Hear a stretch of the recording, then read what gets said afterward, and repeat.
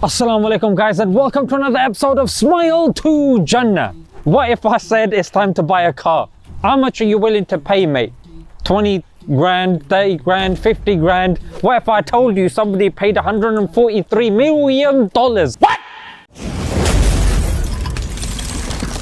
To Jannah.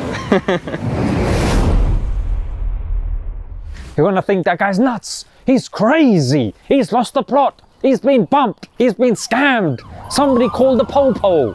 What if I then told you it's a Mercedes? You're like, yeah, but it doesn't justify that price. What if I then said it's a Mercedes Benz? You're like, okay, it takes the price up a little bit. What if I said it's a Mercedes Benz 1955 Uhlenholz Coupe? Then you're like, flaming Nora, mate, that's a limited edition.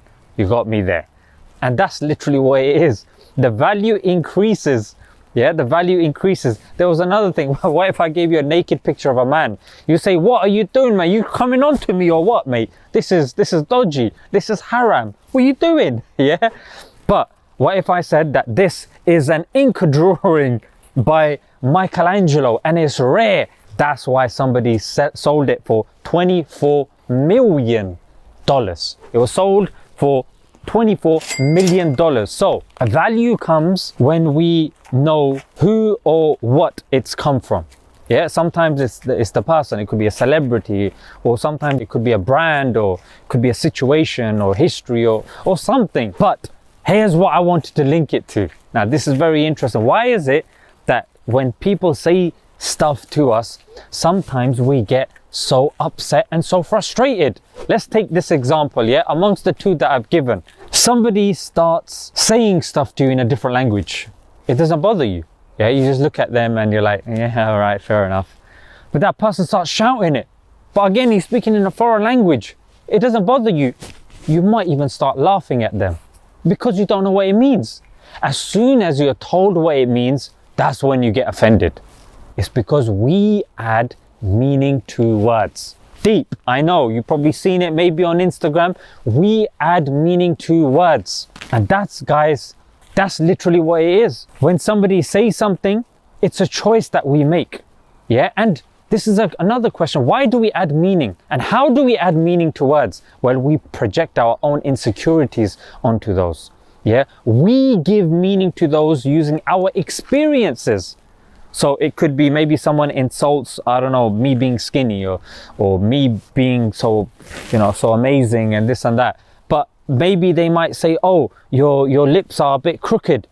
And then maybe somebody said something about my lips in secondary school and then I get really offended and triggered. So that's where the issue comes from, yeah? We are adding meanings to those words. So guys, don't give, firstly, meaning to those words. And number two, look at the initial two examples. The value came because it was Michelangelo. The value came because it was an old Mercedes Benz. There was some basis to that value. However, why do we give value to next man on social media who don't even know us and we don't even know them? Somebody said, look, if you got a problem with me, call me. If you don't have my number, then you don't know me well enough to have a problem with me. You know what I'm saying? Yeah, so don't give everybody access to this, to your castle. Yeah, these are your inputs, your ears, your eyes, your mouth. These are your inputs, and have positive, strong people around you because friends do have an effect on you. And you cannot please everybody. Bear this in mind as well. You can't please everybody. Yeah, what do I mean? The example of a donkey. Father and a son were with a donkey. They were walking. They went through a town. People started going, look at these foolish people. They're not even using the donkey. They're not even sitting on the donkey. Then the father was like, all right, I'll sit on the donkey. Then they went to another town. Then they said, look at that father. He doesn't care about his son. Yeah, his son's walking and he's sitting on the donkey. It's ridiculous, mate. Then they switched. Then the father was down there and then the son sat on the donkey. Then they went to another village and they said, look, that son's got no respect of the father.